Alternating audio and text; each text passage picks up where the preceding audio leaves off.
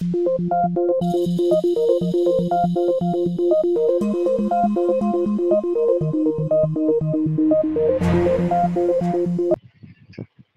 को समझने के लिए सबसे पहले ये आपको जो स्ट्रक्चर दिख रहा है ना, ये ह्यूमन इंसुलिन का है, ठीक है। अभी ऐसा नहीं है कि सीधा पढ़ाते पढ़ाते मैं आपको ये इंसुलिन ही याद कराना स्टार्ट कर दूंगी, ऑटोमेटिकली आप सीख जाएंगे। बहुत ज्यादा आपको यहाँ पे एफर्ट लगाने की जरूरत नहीं है। सिर्फ मुझे आपको एक बात समझानी है यहाँ पे, थोड़ा सा ध्यान से देखेंगे ना, थोड़ा ध्यान से अगर इसको एनालाइज करेंगे तो ये एमिनो एसिड्स हैं जिनका चेन कौन है, ये इंसुलिन है। ये एक ऐसे रिप्रेजेंटेटिव स्ट्रक्चर है। इसी को जूम करके यहाँ आपको इसका एक स्ट्रक्चर बताया जाए। अब इसके अंदर बहुत छोटे छोटे से नेम्स लिखे हुए हैं। तो ये नेम्स जो है उसको समझने के लिए क्या करना पड़ता है आपको, ये हेलो हाँ मैम। हाँ जी हाँ। मैम कोई कोई फैन वगैरह चल रहा है आपके साइड से? आवाज आ रहा है, एक आउटसाइड से एक आवाज आ रहा है बैकग्राउंड। अच्छा,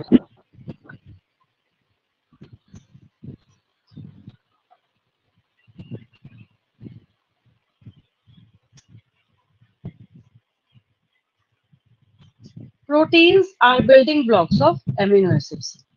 तो ये जो यूनिट्स आपको यहाँ पे नजर आ रहे हैं, ये क्या है? Amino acid.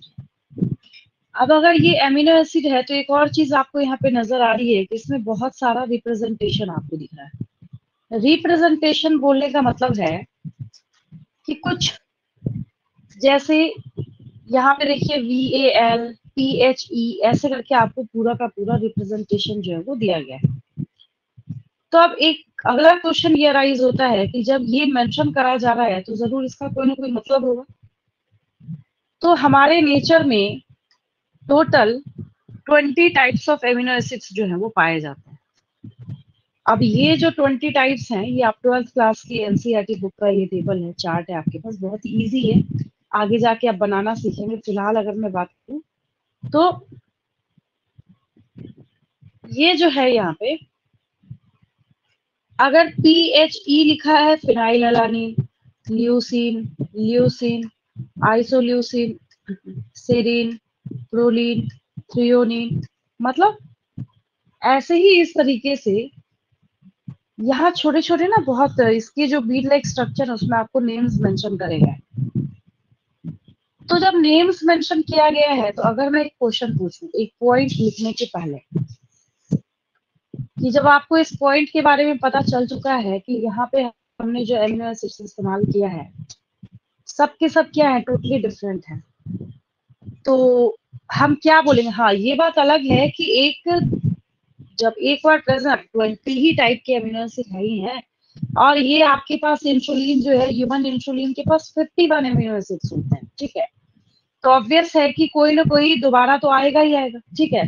अपने आप को रिपीट करेगा ही कुछ टाइम के बाद। जैसे यहाँ पे वैलिन है VAL, तो यहाँ भी वैलिन है VAL, वो बात नहीं है। लेकिन एक चीज आपको यहाँ पे समझ आ रही है कि सेम यूनिट्स भी तो नहीं है ना। मतलब ऐसा तो नहीं है कि हमने ग्लाइसिन को पकड़ा और ग्लाइसिन को लेके हमने चेन बना दिया, नहीं। ऐसा भी नहीं है कि हमने एक यहाँ पे वैलिन को लेके और हमने क्या किया, इसका चेन बना दिया, नहीं।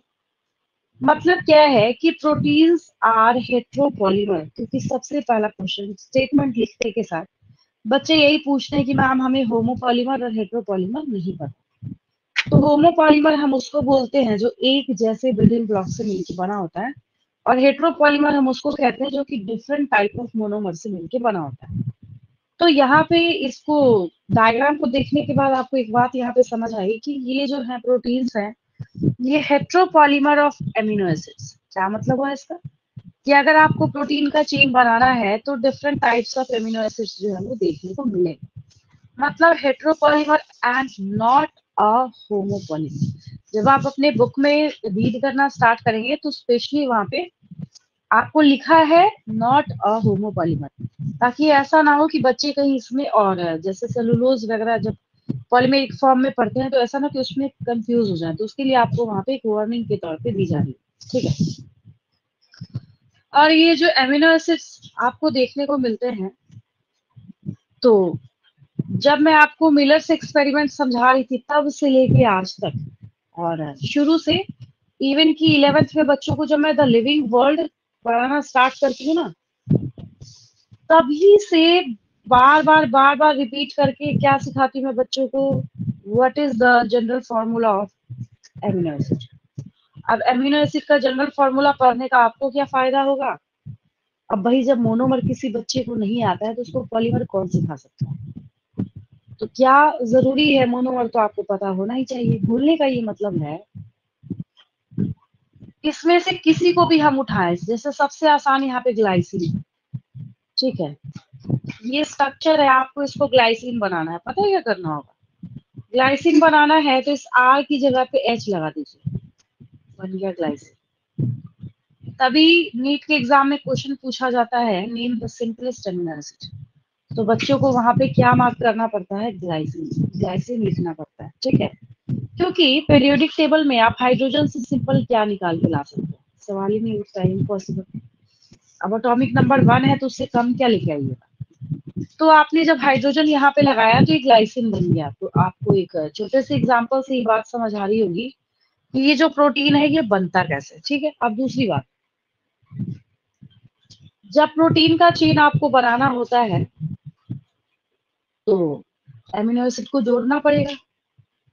अब एमिनो एसिड को जब आपको जोड़ना है, ज्वाइन करना है, लिंक करना है, तो लिंकिंग करने के लिए आपको किस चीज की रिक्वायरमेंट होगी? पेप्टाइड बॉन्ड की। और जब पेप्टाइड बॉन्ड की लिंकिंग होगी यहाँ पे, तो ऑब्वियस है कि जब कभी कहीं भी आप देखते हैं कि ऐसा रिएक्शन हो रहा है ऑर्गेनिक केमिस्ट्री में, तो वहां पे आपने हमेशा वाटर को रिलीज होते हुए देखा हो, ठीक है।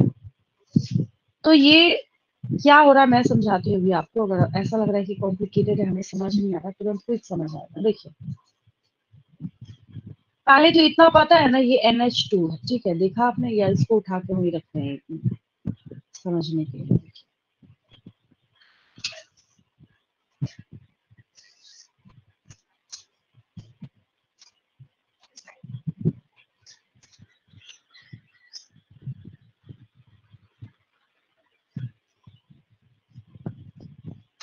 यहाँ हमने इसको प्लेस कर दिया, देखिए अभी क्विक तुरंत समझ आएगा।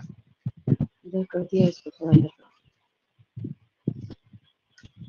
ये रहा और ये रहा।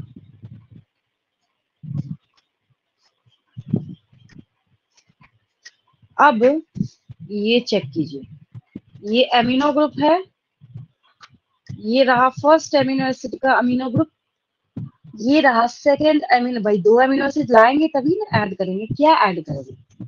आपको 2 एमिनो एसिड तो वहां पे लाना पड़ेगा। तो ये एक एमिनो ग्रुप था, मतलब ये पहले मैंने आपको सिखाया कि ये जो अमीनो ग्रुप आपने देखा, ये फर्स्ट एमिनो एसिड का अमीनो ग्रुप है, ये सेकेंड अमीनो एसिड का अमीनो ग्रुप है, ठीक है। ये फर्स्ट अमीनो एसिड का अल्फा कार्बन है, ये सेकेंड अमीनो एसिड का अल्फा कार्बन, ये फर्स्ट अमीनो एसिड का कार्बोक्सिल ग्रुप है, ये सेकेंड अमीनो एसिड का कार्बोक्सिल ग्रुप, ये फर्स्ट अमीनो एसिड का हाइड्रोजन है, ये सेकेंड अमीनो एसिड का हाइड्रोजन है, और नीचे हाइड्रोजन हाइड्रोजन लगा है, मतलब यहाँ पे दो ग्लाइसिन को जोड़ा जा रहा है। बस इतनी सी बात है। अब इसको क्लियर करते हैं।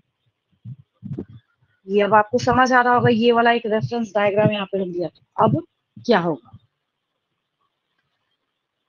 तो आगे आप स्टेटमेंट सीखेंगे कि जब आपको पेप्टाइड बॉन्ड बनाना हो तो कैसे बनेगा। ये carboxyl group of first amino acid links with amino group of next amino acid. बिल्कुल सही बात है, जो दिख रहा है वही स्टेटमेंट लिखेंगे हम लोग ना, बार बार रिपीट करने। बायोमोलिक्यूल्स चैप्टर को हुआ बनाने की कोई जरूरत नहीं है, बहुत आसान है, सुपर इजी है। बस आपको बहुत ही समझदारी से बहुत छोटे छोटे पॉइंट्स जो है उनको ध्यान से सीखना है, ठीक है।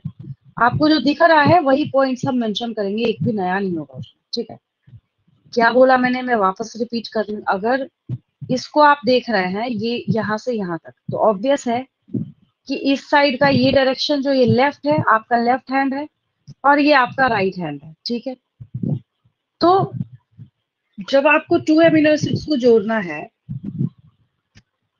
तो आपको क्या दिख रहा है, यहाँ पे कार्बोक्सिल ग्रुप दिख रहा है और यहाँ क्या दिख रहा है आपको, ये अमीनो ग्रुप दिख रहा है। तो इन्हीं दोनों को तो ऐड करना है हम लोगों को। जब इनको आपको ऐड करना है तब क्या करना पड़ेगा ऐड करने के लिए,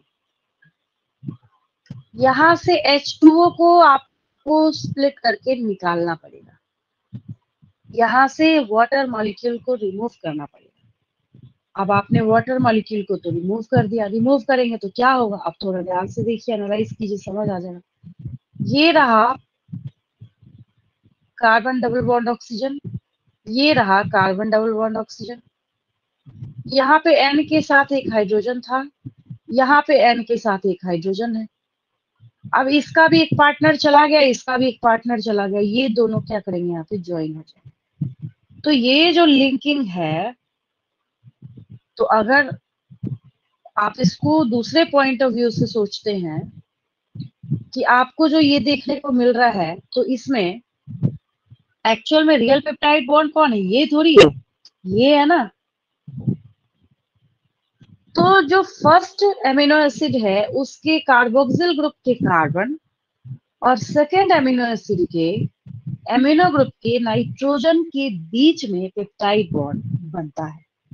अब आपको क्या मिलेगा नीट के एग्जाम में ऑप्शन देखने को, peptide bond is formed between both alpha carbons of 2 amino acids, गलत है। Both amino group of 2 amino acid, ये भी गलत है। Both carboxyl group of 2 amino acids, ये भी रॉन्ग है।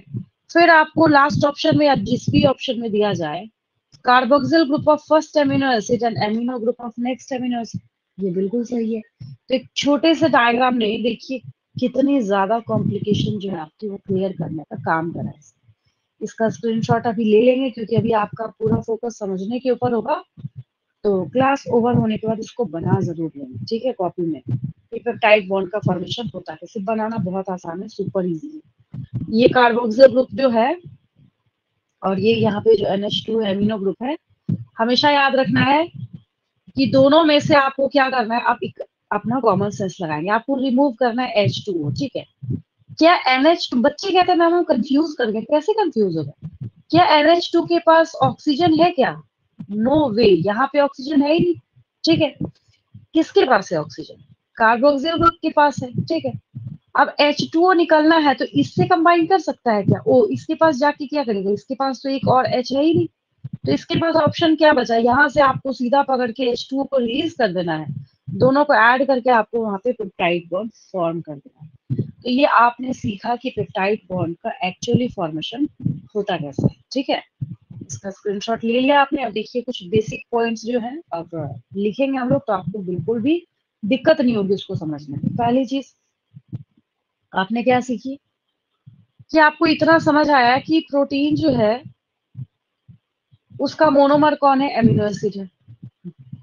एक एमिनो एसिड को वन पेप्टाइड कहते हैं, एक एमिनो एसिड को क्या कहते हैं, वन पेप्टाइड। तो बोलने का मतलब हुआ कि प्रोटीन को हम रेफर कर सकते हैं पॉलीपेप्टाइड्स, बिल्कुल सही बात है। अब ये आपको इंसुलिन का स्ट्रक्चर दिख रहा है, हम ऐसा भी तो बोल सकते हैं कि हम अगर एक स्ट्रेट लाइन खींच लें तो हम बोल सकते हैं कि proteins are linear chains of amino acids. कैसे बनता है ये, एमिनो एसिड के लीनियर चेन से बनता है। And peptide bond is responsible for linking of amino acids. Peptide bond is responsible for linking of amino acids, ये क्या करता है यहाँ पे जोड़ने का काम करता है, ठीक है। Then proteins are heteropolymer not homopolymer, ये तो पहले ही स्टेटमेंट में मैंने आपको सिखाया कि ये क्या है, हेट्रोपॉलीमर है, होमोपॉलीमर नहीं है, ठीक है। दूसरी बात ये है, अच्छा एक बात बताएंगे मुझे, अगर मैंने एक यहाँ पे स्ट्रेट लाइन खींचा, देखिए एक बिल्कुल फ्रेश पेपर मैंने ले लिया और मैंने यहाँ पे स्ट्रेट लाइन बना दिया, ठीक है। मेरा आपसे ये क्वेश्चन है कि लेफ्ट साइड में फर्स्ट एमिनो एसिड होगा या राइट साइड में होगा, अगर आपको सपोज करना है कि प्रोटीन का चेन, तो एमिनो एसिड किस साइड होगा? First amino acid left side या राइट साइड? लेफ्ट। हाँ ठीक है, very good. Because our reading direction is from left to right, हम लेफ्ट टू राइट रीड कर रहे हैं। कुछ अदर लैंग्वेजेस हैं जिसमें हम राइट टू लेफ्ट चीजों को लिखते हैं, पढ़ते हैं, जैसे उर्दू वगैरह। बट अभी फिलहाल हम लोग यहाँ पे इंग्लिश हिंदी की बात करें, यानी संस्कृत की बात करें, तो सब में हम लोग क्या करते हैं? लेफ्ट टू राइट हम लोग रीड करते हैं किसी भी चीज को। अब ये भी बहुत बड़ा कॉन्सेप्ट आगे आपको सिखा के जाएगा। तो बोलने का ये मतलब हुआ कि जब आप एमिनो एसिड के स्ट्रक्चर को देख रहे थे और इसका पकड़ के इसी अमीनो एसिड का आपने चेन बना दिया, तो चेन जब बनाया तो इसका जो ये एन, यहाँ जहां पे NH2 होता है ना, यहाँ इस साइड जो NH2 हुआ, इस छोर को, लेफ्ट वाले एंड को, लेफ्ट टर्मिनल को हम एन टर्मिनल कहते हैं। ये भी कोई रटने वाली बात नहीं है। इस अमीनो एसिड को देखिए ना, खुद ही क्लियर हो जाएगा। बच्चों को मैं कहती हूँ चलो समझ नहीं आ रहा, एक काम करो, इसी के स्ट्रक्चर को दिमाग में प्रिंट कर लो। मैंने सिखाया है ना कि NH2 लेफ्ट में बनाना हमेशा और कार्बोक्सिल ग्रुप राइट में बनाना। हालांकि बहुत सारे बुक्स में इसको घुमा के भी बनाया जा सकता है, कोई दिक्कत नहीं है उसमें।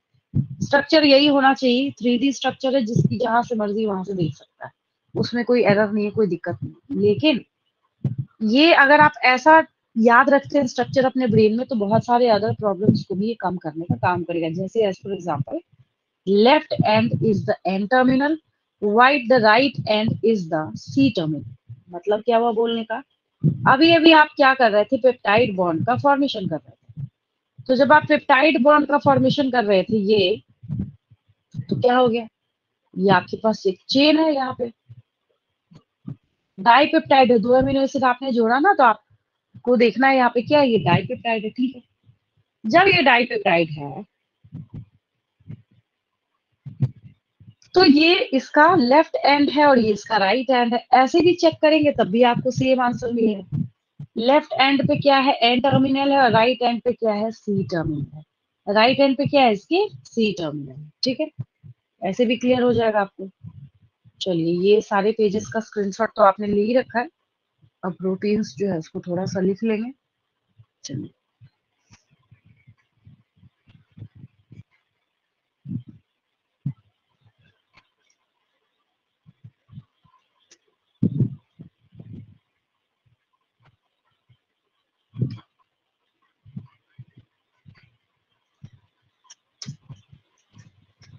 प्रोटीन्स आर, क्या लिखूं मैं? पॉलीपेप्टाइड है, पॉलीन्यूक्लियोटाइड है, पॉलीसेकेराइड है, क्या है ये? क्या हो जाएगा? Proteins are polypeptide, polypeptides.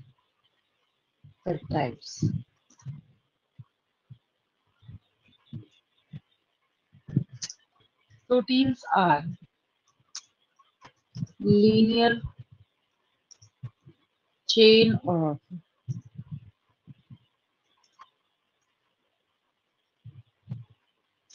Amino acids. हम लोग इसलिए अमीनो एसिड्स ऐसे शॉर्ट में लिखते हैं ना, क्योंकि इसका रिप्रेजेंटेशन जो है वो स्मॉल ए ऐसे दिया जाता है, इसलिए मैंने कैपिटल ए से स्टार्ट नहीं करा उसको, ऐसे ही लिखा। आगे भी जब आप पढ़ेंगे ना 12th क्लास में प्रोटीन सिंथेसिस, तो वहां तो खैर ये बेस ही है, वहां फिर मैं वापस पूछूंगी कितना याद है आपको उसमें से, तब भी ये काम आएगा आपको।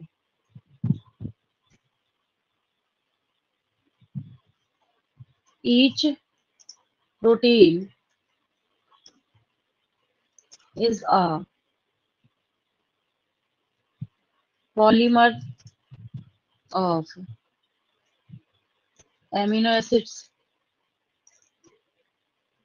अगर इसको उल्टा कर दें स्टेटमेंट को, तो हम ऐसा भी बोल सकते हैं कि amino acids are the monomer of protein. अगर मैं और कर दूं इसको, तो ऐसा नहीं कि आपको कंफ्यूज हो जाना है, सेम स्टेटमेंट है, बस हम इसको उल्टा उल्टा कर देंगे, सीधा ऑपोजिट कर देंगे। और दूसरा क्या स्टेटमेंट इसी सेम का हो जाएगा?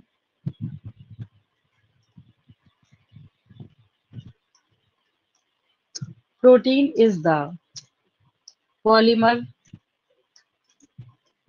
Of amino acids amino acids का क्या है, ये पॉलीमर है, वही बात हो गई। फिर आपने अगला स्टेटमेंट क्या सीखा, ये क्या है, हेट्रोपॉलीमर है।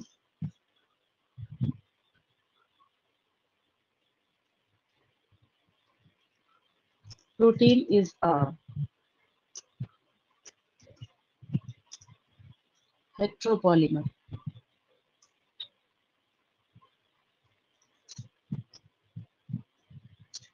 Not homopolymer.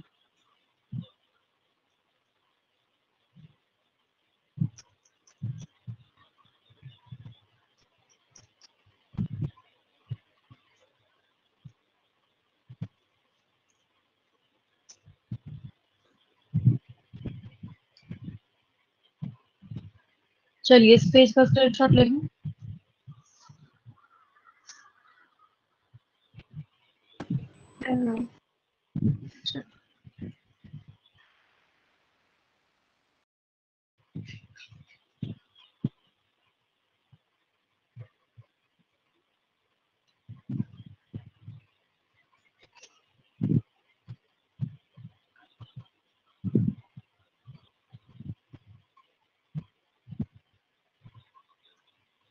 उसके बाद बात करते हैं हम लोग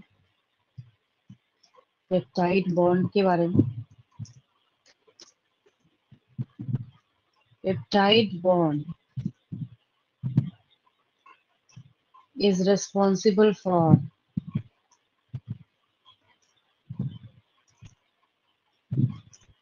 linking of two amino acids.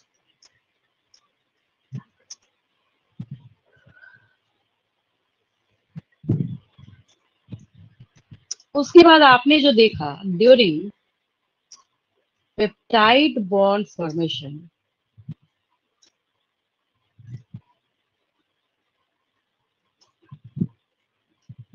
H2O is released, dehydration हो रहा था, वाटर रिमूवल हो रहा था वहां से, H2O गया तो पेप्टाइड बॉन्ड बना, H2O नहीं जाएगा पेप्टाइड बॉन्ड नहीं बनेगा। जब H2O वहां से रिमूव हुआ तभी, जब दोनों का एक एक पार्ट हुआ तो N और C के बीच में आपने क्या देखा कि वहां पे क्या हुई, लिंकिंग हुई। ये देखिए,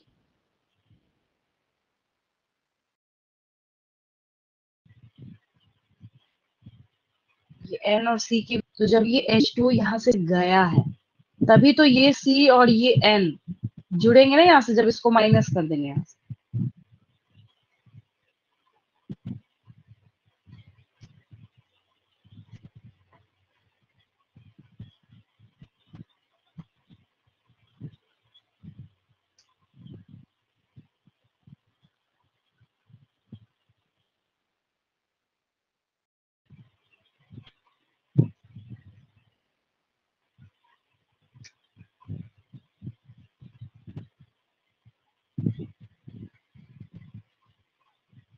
Next is in a polypeptide chain,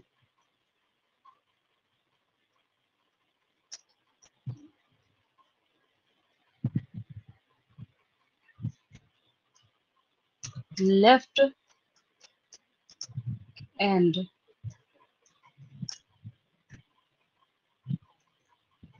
is known as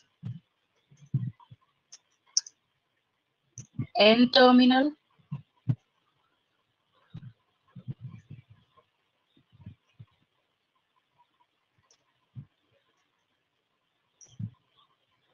while right end is known as C terminal.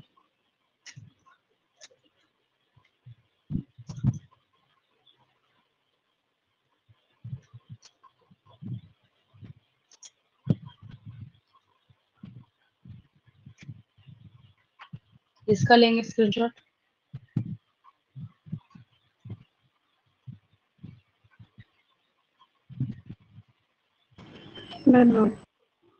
ये भी हो गया, और एक और बात है इसी में, मतलब ये भी चीज भी आपने सीख रखी है ऑलरेडी कि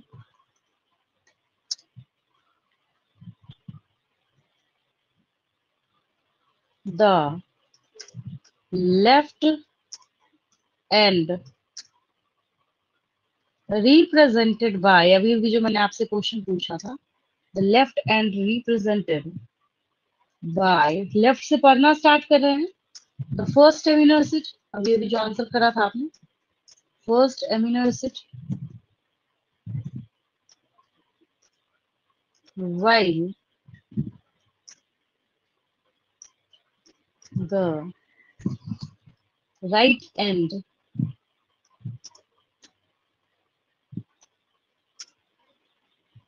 represented by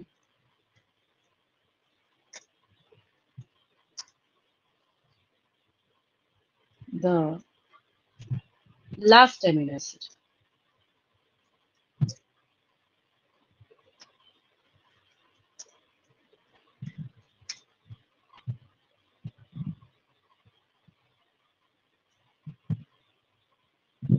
Then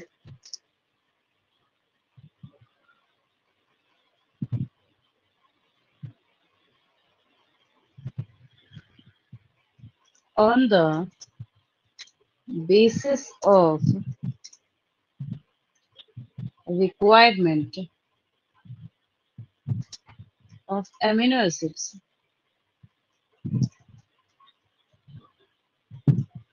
they are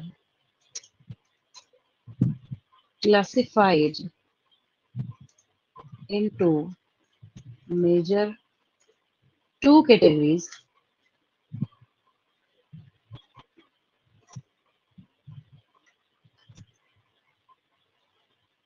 First one is essential amino acids. Second one is non-essential amino acids.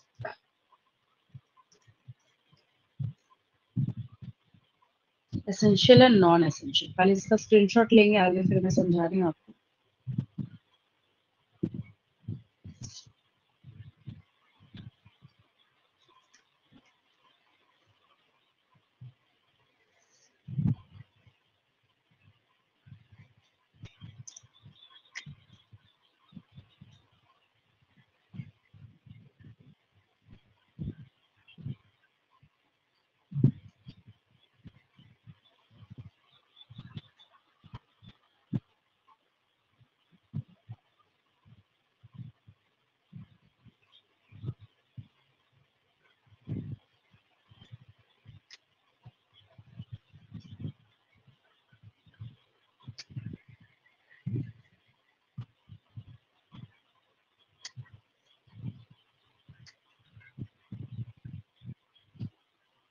इसमें जब बच्चे एसेंशियल और नॉन एसेंशियल अमीनो एसिड्स की पढ़ाई करते हैं ना, तो बहुत कंफ्यूज होते हैं।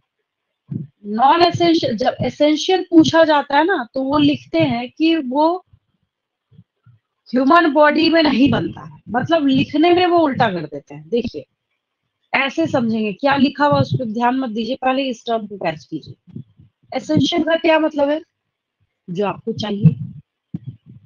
अब जैसे अगर आपसे पूछा जाए कि आपकी लाइफ में क्या एसेंशियल है, क्या नॉन एसेंशियल है, तो आपको क्या चाहिए? फूड चाहिए, क्लॉथ चाहिए, शेल्टर चाहिए। अब अगर रिस्ट वॉच अगर आप एक दिन नहीं भी लगाते हैं, तो ऐसा थोड़ी कि आपका हार्ट बीट बंद हो जाएगा।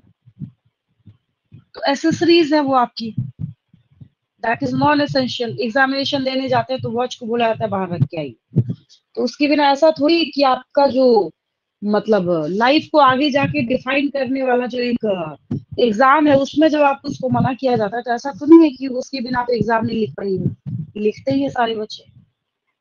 तो ऐसे ऐसे समझेंगे इसको। एसेंशियल मतलब आपको चाहिए। क्यों चाहिए? तो चाहिए इसलिए क्योंकि आपके बॉडी में नहीं बनता है। ऐसे अगर सोचेंगे कभी गलती नहीं करेंगे, ठीक है। अब देखिए यहाँ पे ना कंफ्यूजन का एक रीजन मैं बताती हूँ आपको, क्यों कंफ्यूज करते हैं वो। यहाँ पे नॉन एसेंशियल में नॉन लगा है ना, ठीक है, तो वो यहाँ से याद रखते हैं कि जो नॉन एसेंशियल एमिनो एसिड्स है not synthesized in human body, non से नॉट कर देते हैं यहाँ पे, उसमें गलती करते हैं वो।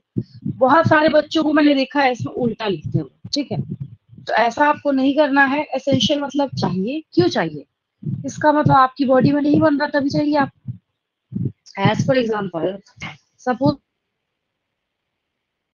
जितने भी एनिमल्स हैं वो कैसे होते, फोटोसिंथेटिक होते, तो क्या आपको बाहर से फूड कंज्यूम करने की जरूरत पड़ती? नहीं पड़ती। आप क्या कर सकते थे? खुद को सरवाइव करा सकते थे, बाहर से आपको नहीं चाहिए था वहां पे। ठीक उसी तरीके से एसेंशियल अमीनो एसिड्स हम उसको बोलेंगे जो कि ह्यूमन बॉडी नहीं बना सकता, नहीं फॉर्म कर सकता। नहीं बना सकता तभी तो चाहिए, बना सकता फिर क्यों चाहिए होता आपको? बाहर से नहीं चाहिए होता। ठीक उसी तरीके से उसका ऑपोजिट आपके पास क्या है? Non essential amino acids. Non essential amino acids के बारे में जब हम लोग बात करते हैं, नहीं जरूरी है। क्यों नहीं जरूरी है? तो आपकी बॉडी में बन रहा है, वो आपका बॉडी जो है वो फॉर्म कर रहा है, जिसकी वजह से हमने उसको क्या नाम दिया? ठीक है। तो ये एक छोटा सा टॉपिक था, इसका स्क्रीनशॉट लेंगे।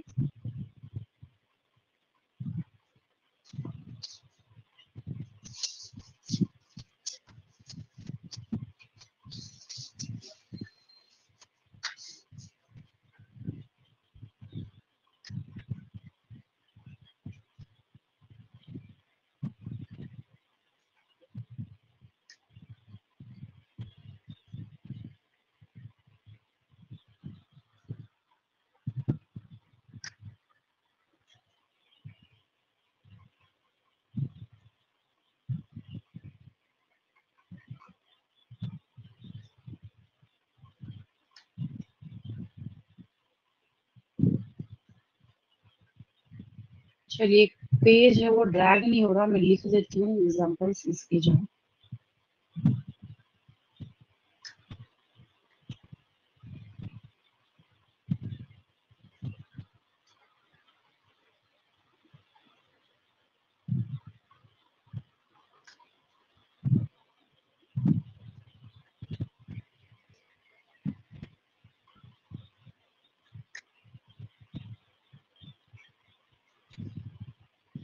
एक साइड कर लेंगे एसेंशियल अमीनो एसिड्स। इधर क्या लिखा था आपने? मतलब पहले एसेंशियल लिखा है आपने, उसके बाद नॉन एसेंशियल, तो ऐसे ही कर लेते हैं। लेफ्ट साइड में एसेंशियल,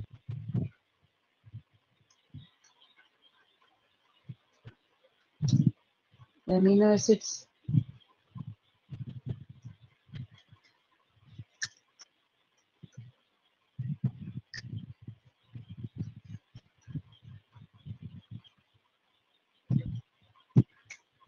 और इस साइड कर लेंगे non essential amino acids.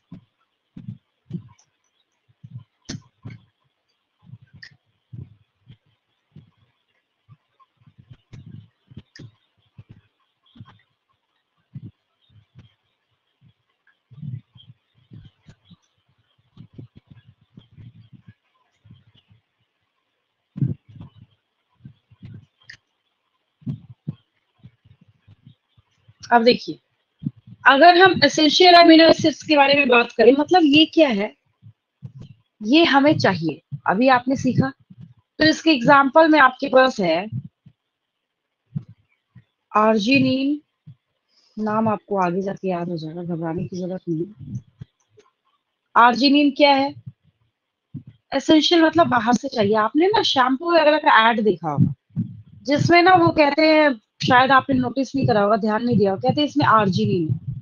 Arginine है तो क्या मतलब हुआ कि उसमें जो है वो रिपेयरिंग का पावर है। तो इसलिए वो कहते हैं, क्लेम करते हैं कि आपको हेयर फॉल हो रहा है, हेयर जो है वो बीच में से टूट रहे हैं, ब्रेक डाउन हो रहा है, तो उसके लिए हमने ऐसा शैम्पू बनाया जिसमें आर्जिनिन प्रेजेंट। ठीक है। हालांकि वो कम्प्लीटली डाइट डिपेंडेंट होता है, बट बनाने का तो कुछ भी बना देते हैं। देन हिस्टडीन,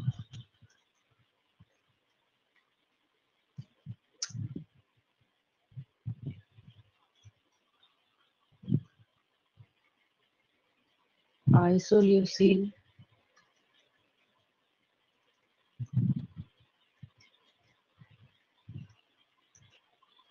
आइसोल्यूसिन भी एक ल्यूसिन भी है।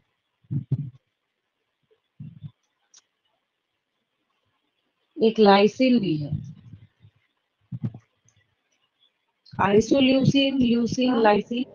हाँ, मैम, आइसोल्यूसिन एंड ल्यूसिन में क्या डिफरेंस है? फर्क है, दोनों के स्ट्रक्चर में टोटली डिफरेंट है।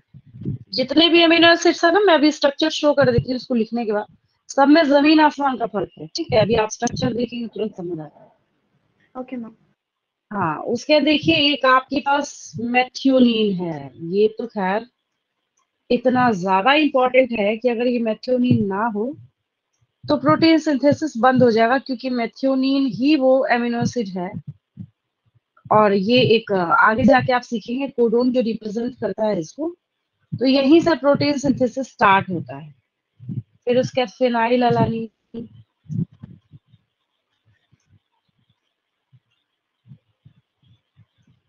चलिए, एक मतलब रेफरेंस के तौर पे इतना आपने लिख लिया, और भी है बट ठीक है, इतना बहुत सफिशिएंट है आपके लिए। फिर हम दूसरे साइड लिखते हैं। देखिए,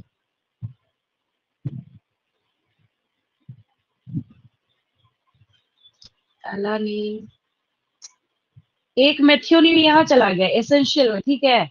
एक मेथियोनीन और एक ये सिस्टीन, पूरे नेचर में पाए जाने वाले दो ही अमीनो एसिड है जो सल्फर कंटेनिंग होते हैं।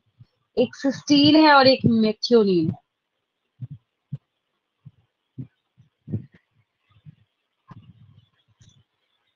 ग्लाइसिन, प्रोलिन, सेरिन, ये सब के सब क्या है, नॉन एसेंशियल। नॉन एसेंशियल बोलने का मतलब है कि आपका बॉडी क्या करेगा, उसको बनाएगा नहीं चाहिए। क्यों नहीं चाहिए, तो भाई बॉडी में फॉर्म हो रहा होगा। Tyrosine,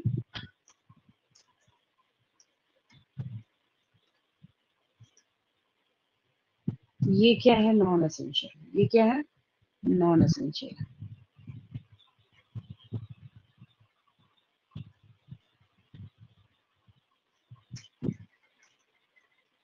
glutamate.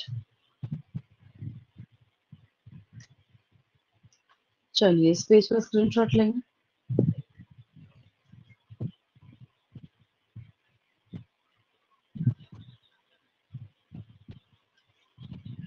Done ma'am. चलिए,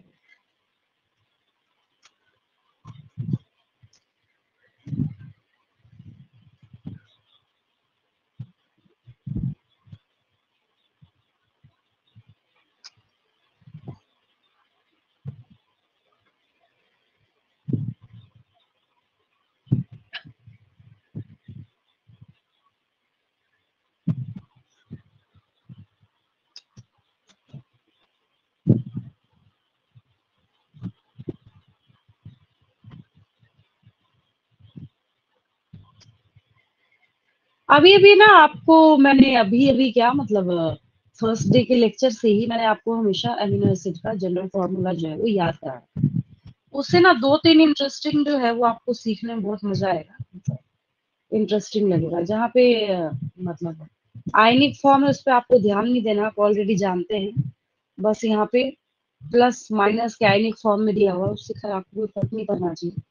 मेन हमें यहाँ पे क्या देखना है कि आखिर क्या बदला और क्या चेंज हुआ, जिसकी वजह से हमने सारे अमीनो एसिड को क्या किया है, अलग अलग नाम देके रखा हुआ।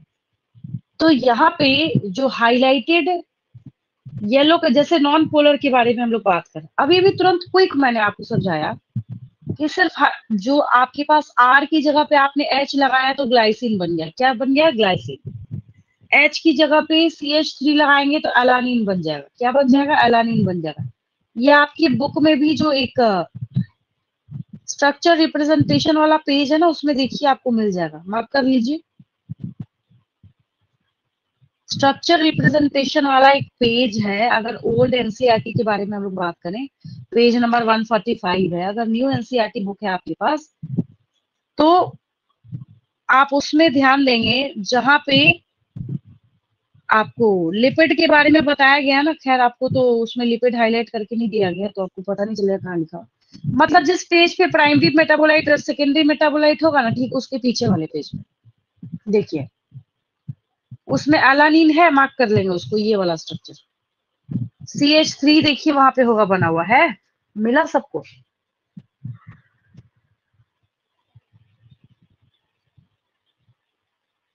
उसके बाद देखिए अगर आप CH2OH लगा देंगे तो सीरीन बन जाएगा, इतना तो आपके बुक में भी दिया हुआ है।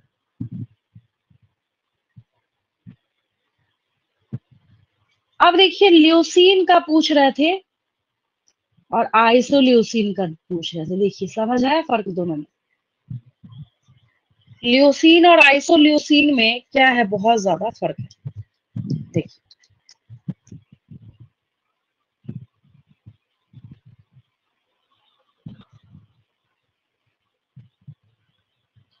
अब यहाँ पे आइसो लगा हुआ है, क्या लगा हुआ है, आइसो लगा हुआ है।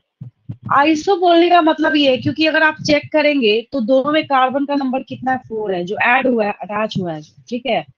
बस यहाँ पे फर्क किस बात का है कि कार्बन की पोजीशनिंग क्या है और कहाँ कैसे किस तरीके से ये जुड़े हुए हैं, उसके ऊपर हमने क्या किया, एक का नाम रखा है ल्यूसीन और इसी का जो आइसोमेरिज्म शो करने वाला जो फॉर्म है, दूसरे का हमने नाम रख रखा है यहाँ पे आइसोल्यूसीन, ठीक है। तो ये फर्क है दोनों में, दोनों के स्ट्रक्चर में थोड़ा सा वेरिएशन। ठीक वैसे ही जैसे ग्लूकोज और फ्रक्टोज में डिफरेंस है, ग्लूकोज को भी आप C6H12O6 लिखते हैं, फ्रक्टोज को भी आप C6H12O6 लिखते हैं, ठीक है, बट बोथ आर आइसोमर्स। ठीक उसी तरीके से यहाँ पे ल्यूसीन है और आइसोल्यूसीन है, तो दोनों में देखिए कार्बन का जो अरेंजमेंट है वो टोटली डिफरेंट टाइप से है। ऐसे धीरे धीरे करते करते 12th कंप्लीट करते करते बच्चों को बाकी सारे जो है वो एग्जाम्पल याद हो जाते, ठीक है। आपने अलानीन सीखा ना, यहाँ पे बच्चों को देखिए मैं एक नया बताती हूँ। आपने क्या सीखा, अलानीन, अभी अभी मैंने बोला कि H की जगह पे CH3 लगा दीजिए, ठीक है, बहुत अच्छी बात है। अभी अगर इसी को CH2 बना के नीचे फिनाइल लगा दे तो देखिए इसका नाम फिनाइल अलानीन होगा। मेरा ये बोलने का मतलब है कि अगर आप थोड़ा सा ध्यान दें ना और धीरे धीरे करके अगर सीखे तो बहुत आसान है, बहुत इजी है। आज की क्लास में अभी अभी जो मैंने आपको सिखाया है, अगर H लगाएंगे तो ग्लाइसिन बनेगा। सिंपलेस्ट अमीनो एसिड का नाम क्या हो गया, ग्लाइसिन। इससे सिंपल आपको ढूंढ के ला नहीं सकते, ठीक है। अगर आप यहाँ पे एक CH3 ऐड करेंगे तो अलानीन बनेगा। अगर आप यहाँ पे सीरीन देखें तो आपने क्या किया, यहाँ पे CH2OH ऐड करा है, अलानीन था बनाया, वो आपने आपको फिनाइल अलानीन बनाना है। कार्बन इज टेट्रावैलेंट, इसके नीचे अगर आपको जोड़ना चाहते हैं तो आपको इसको CH2 करना पड़ेगा, इतनी केमिस्ट्री तो सबको आती है ना।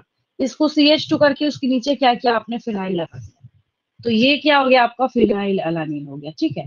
तो ये छोटे छोटे हैं यहाँ पे डिफरेंसेस जो इनको क्या करेंगे। अब देखिए ये फिनाइल अलानीन है ना, अब इस फिनाइल अलानीन के नीचे क्या किया आपने, यहाँ पे ऐसे OH लगा दिया, इसी का नाम टायरोसिन हो गया। कितना आसान है, छोटा छोटा छोटा छोटा जो है यहाँ पे माइनस से चीजें जो। अब देखिए मैंने क्या बोला, सिस्टीन और मेथियोनिन दो के पास सल्फर है, चेक करेंगे एक चीज, एक ये रहा मेथियोनिन और एक ये रहा यहाँ सल्फर। इसको छोड़ के गारंटी है किसी में आपको सल्फर दिखेगा नहीं।